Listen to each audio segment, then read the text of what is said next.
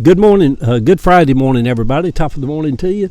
Eddie William Sellers coming to you this morning, sitting out here in my little backyard here in Atlanta, Georgia, getting the day started. It's the weekend. Ava and I are heading down to Jekyll for a couple of days. I think Sunday we're heading down there, and we're going to be gone all next week, maybe a few days over in Savannah, just to kind of get out. We're calling it a writing getaway, just to go somewhere, be left alone, get out of this house environment here, just go sit and write and try to finish a book that we've done, but we just need to put the finishing touches on it.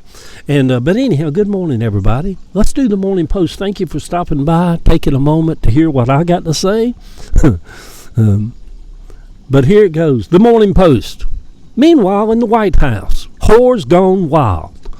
It is reported that White House Press Secretary Carolyn Leavitt got mad that Trump took Natalie Harp in the back of that catering truck in Turkey with him and not her.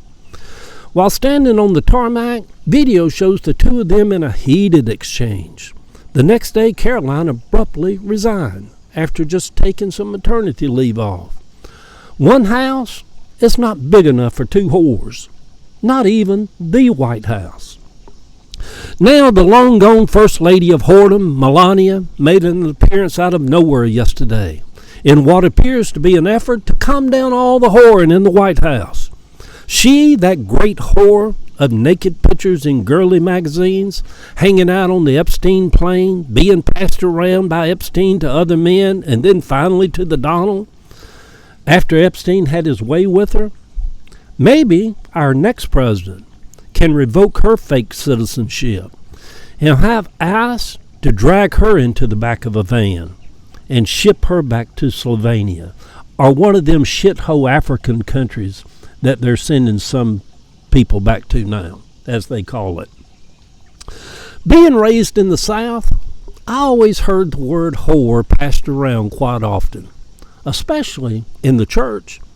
That great whore Jezebel.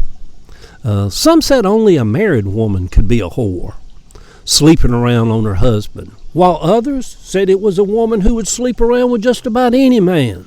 Look at that whore going down the street down there.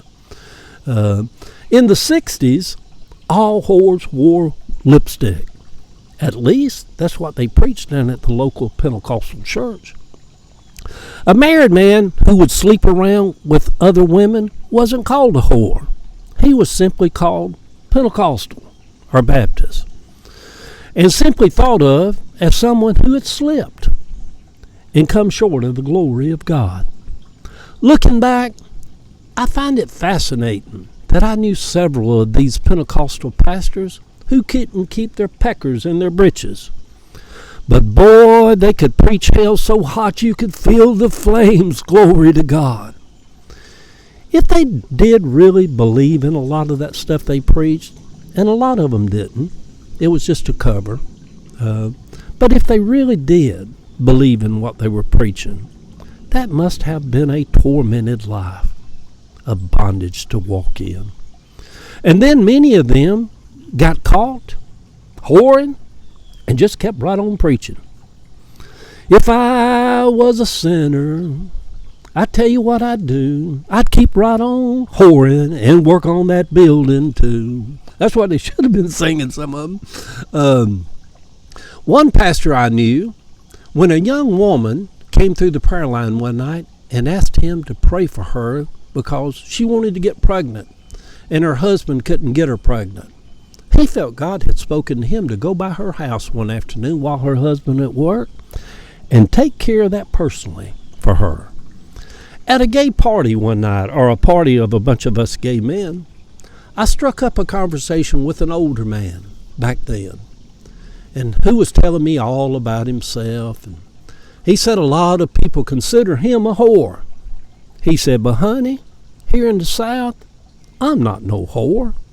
I just consider myself very friendly.